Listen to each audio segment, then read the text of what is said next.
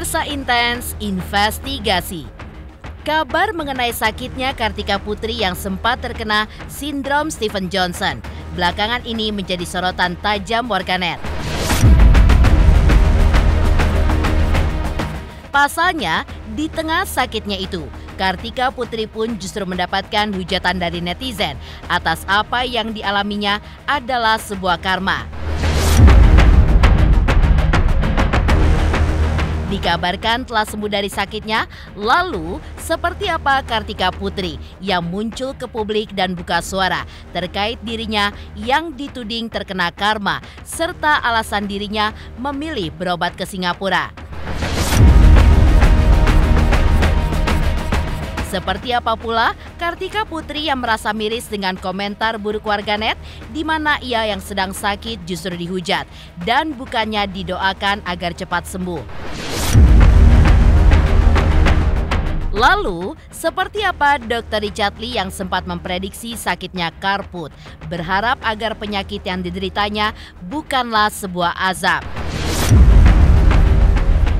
Dan bagaimana pula Kartika Putri yang terlihat berbagi kebahagiaan dan pengalaman religinya saat melakukan ibadah umroh di bulan Januari lalu.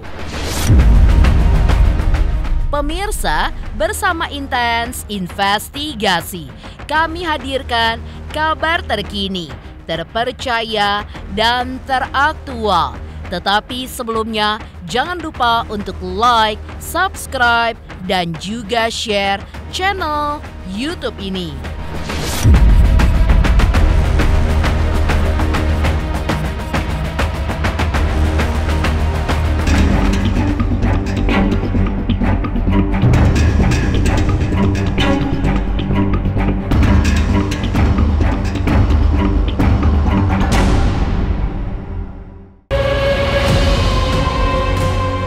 Ya, nama Kartika Putri belakangan ini menjadi sorotan publik.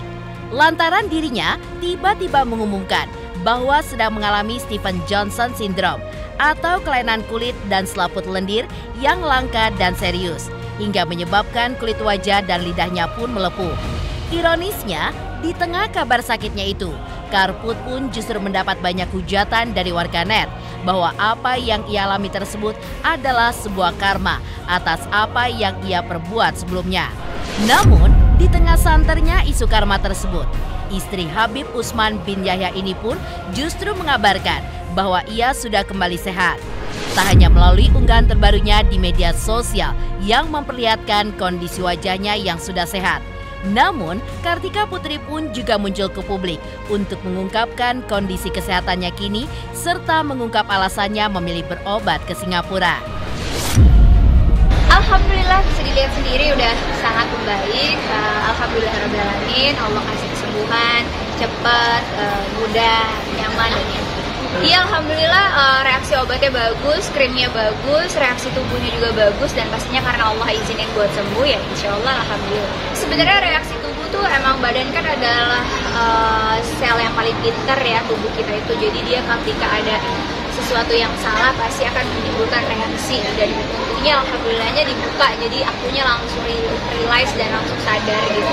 Milih berobat ke sana, memang aku siap check up anak dari hamil anak kayak masa maunya di dokternya di Singapura gitu. Jadi buat aku hal yang biasa ya, kayaknya kalau teman-teman yang lain juga banyak banget yang berobat di Singapura juga, jadi bukan suatu hal yang beda gitu. Jadi buat aku sih ya normal aja, kita mencari yang terbaik.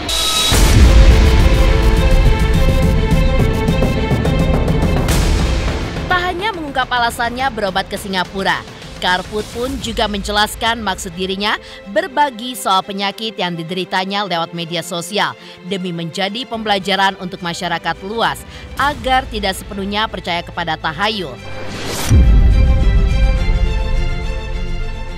Selain itu, Kartika Putri pun juga menjelaskan bahwa tujuannya berbagi informasi agar orang lain yang mengalami sakit seperti dirinya mendapatkan penanganan yang baik.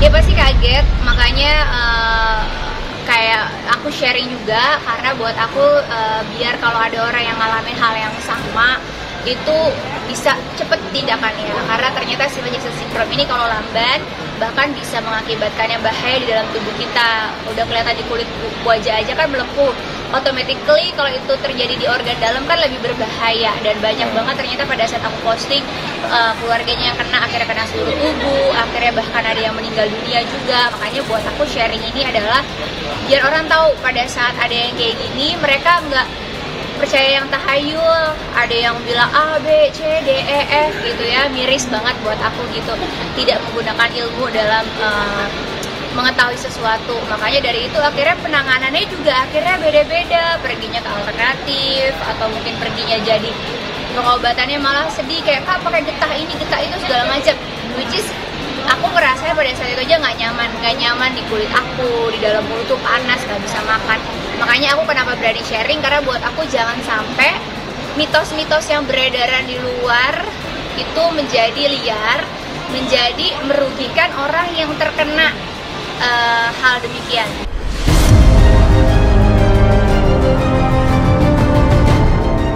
Sebelumnya, Dr. Richard Lee pun juga sempat menanggapi sakit yang diderita Kartika Putri.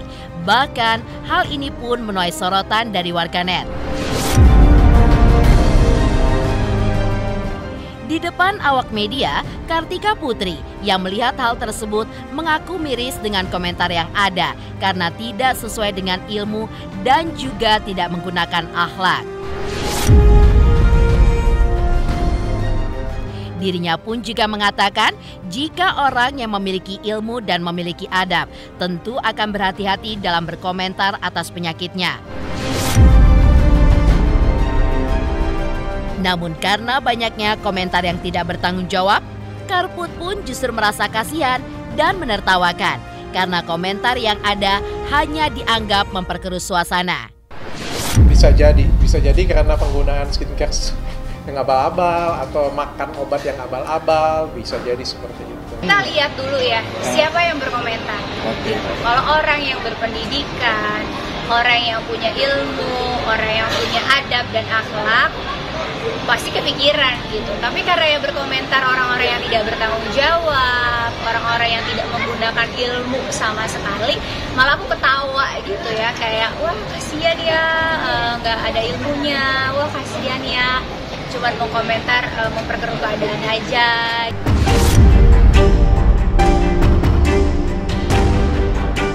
Selain itu, hal yang membuat dirinya pun merasa miris adalah banyak orang yang tidak memiliki empati dan justru memberikan komentar pedas kepadanya.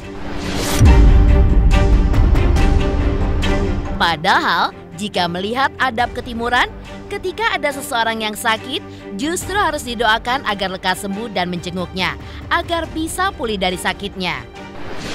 Yang mirisnya lagi adalah yaitu ya, kita kan bangsa Indonesia harus dengan moral dan adab akhlak. Kasihan kalau seandainya kita membiasakan diri kita tidak memiliki empati. Ketika ada orang yang sakit, kita diajarkan orang timur itu adabnya bagus loh, mendoakan, menjenguk,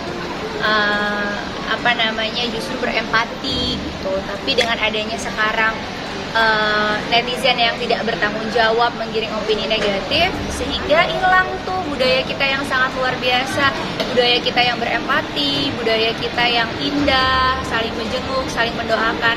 Makanya buat aku, so be smart dalam kita memilih idola, dalam kita memilih panutan. Jangan sampai kita menjadi orang yang hilang nilai-nilai budaya dan adab akhlak kita sebagai warga Indonesia.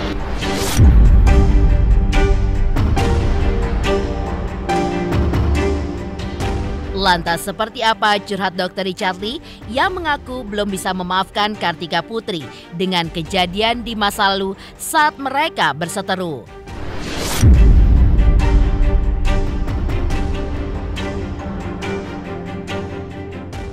Hai guys, aku Denisha Resta. Jangan lupa kalian saksikan Intens Investigasi setiap hari, sehari 5 kali. Jangan lupa like, comment, subscribe.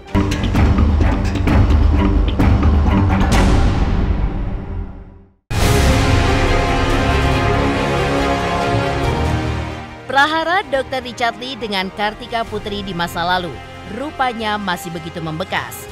Ya, hal itu pun terungkap ketika Kartika Putri sempat divonis menderita penyakit Stephen Johnson, di mana Dr. Richard Lee pun justru terlihat mengungkapkan kepedihan di masa lalunya. Melalui pernyataannya, Dr. Richard Lee pun diketahui mencurahkan isi hatinya yang masih terluka dan tidak akan memaafkan Kartika Putri yang belum meminta maaf kepada dirinya karena pernah menjebloskannya ke penjara. Sang dokter pun juga mengaku masih terngiang betapa pedihnya hidup dalam tahanan ketika berkonflik dengan Kartika Putri. Hingga tidak ada kata maaf dari Karput ketika dirinya menang di pra-peradilan. Dalam kesempatan itu pula, Dr. Richard Lee pun juga berharap agar penyakit yang diderita oleh Kartika Putri bukanlah sebuah azab. Turut prihatin ya, mudah-mudahan bukan azab. Wajar sih di dalam hatiku tuh kayak ada rasa sakit, rasa pedih kayak gitu ya. Makanya kayak kemarin kan ada video yang aku upload, ya itu video kemarahanku waktu tahun 2022 kan, dimana aku bilang aku nggak akan memaafkan siapapun yang sudah melakukan aku seperti ini. Meskipun aku nggak balas. Aku punya kesempatan untuk kasih balasan hukum pada waktu itu. Aku laporin balik bisa, atau kan aku sudah menang pra-peradilan, tapi aku nggak lakukan. Kalau ada yang ngomong dengan saya, dokter kemarin posting nggak memaafkan, atau kayak senang, sebenarnya aku nggak senang sih. Siapa sih senang dalam penderitaan orang lain? Tapi kalian juga harus tahu bahwa hatiku juga terluka. Aku 2 tahun punya perkara hukum dengan dia dan itu nggak ringan. Namanya orang musibah ya, aku nggak boleh sebenarnya bersuka cita ya. Tapi kan di dalam diriku juga bagaimanapun juga ada kepedihan ya, ada kepahitan ya. Ada masalah yang luar biasa. Kalau ada yang ngomong, wah Dr. Richard nggak maafkan, kalian nggak tahu. Dulu aku 2 tahun bermasalah hukum disiksa habis-habisan. Bahkan aku pernah di penjara. Aku pernah dijemput paksa dari Palembang ke Jakarta, dijemput, diculik, hilang. 1 kali aku pernah dimasukin ke sel paling dalam. Coba kalau kalian ngerasain di sel seperti itu punya. Dan setelah aku menang pra-peradilan, aku menang semua kasus hukum, kata maaf pun aku nggak pernah dapet. Jadi kalau ada yang ngomong, dok maafin aja, orang dia aja nggak pernah minta maaf kayak gitu kan, kayak gimana aku mau maafin. Tak hanya itu, prediksi Dr. Richard Lee terkait penyakit yang diderita Karput ternyata benar adanya. Ya, sebelumnya Dr. Richard Lee pun juga memprediksi 4 kemungkinan penyakit yang diderita oleh Kartika Putri jika dilihat dari gejalanya. Di antaranya adalah Stephen Johnson Syndrome yang muncul akibat alergi obat. Diketahui penyakit ini normal bagi para penderita autoimun seperti yang diderita Karput selama 5 tahun belakangan ini. Aku ngeliat terus sempat lihat juga kan keadaannya. Ada beberapa juga aku nggak tahu juga sakitnya apa sih. Mudah-mudahan autoimun sih, bukan herpes. Kalau herpes karena virus, infeksi menular seksual. Kalau autoimun itu tidak diketahui, jadi bisa terjadi apa adanya, nggak jelas penyebabnya apa. Kalau tadi satunya lagi apa itu tadi? Autoimun, herpes, sama satu lagi Stephen Johnson. Stephen Johnson itu adalah alergi sesuatu obat. Sebagai dokter, untuk beberapa pilihan yang sama, diferensial diagnosa untuk beberapa kasus seperti itu, ada herpes, yang kedua adalah Stephen Johnson Syndrome, yang ketiga adalah autoimun. Bisa 3 itu bisa, atau mungkin ada beberapa yang lain karena aku nggak ikut meriksa ya. Kalau dari gambaran yang terlihat bisa jadi 3 itu.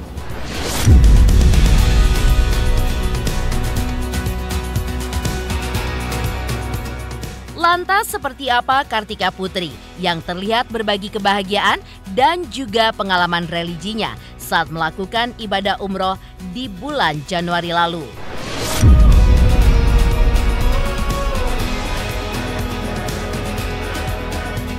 Halo guys, jangan lupa nonton Intense Investigasi sehari tayang 5 kali hanya di YouTube. Jangan lupa like, subscribe, dan komen.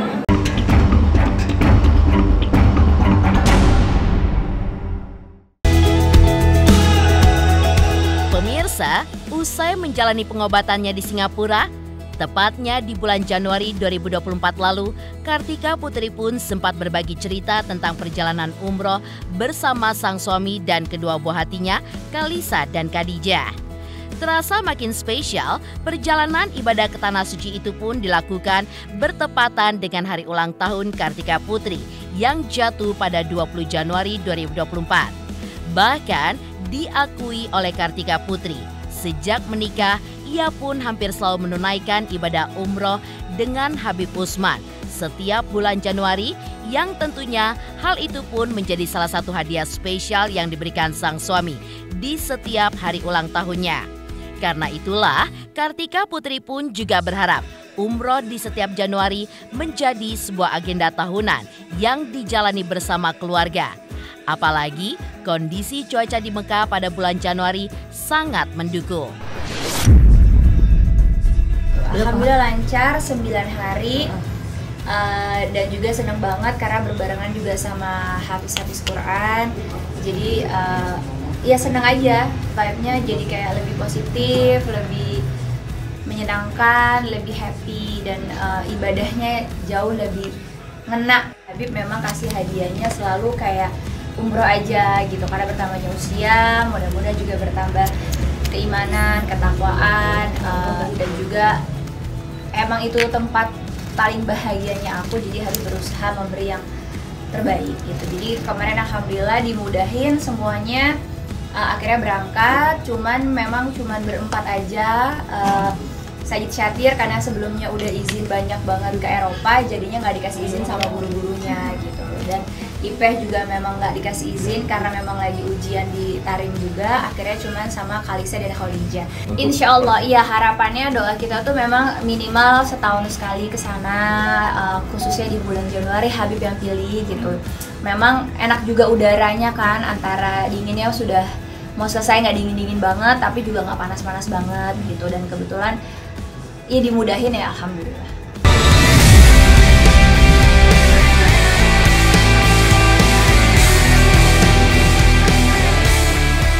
Demikian pemirsa, kabar terkini, terpercaya, dan teraktual yang kami hadirkan hari ini. Jangan lupa saksikan terus Intens Investigasi setiap hari Senin sampai dengan Jumat. Tayang 5 kali sehari, yaitu pada pukul 11 siang, 12 siang, 3 sore, 5 sore, dan 6 sore. Dan Sabtu tayang 3 kali sehari pukul 11 siang, 3 sore, dan 6 sore. Tentunya hanya di YouTube channel.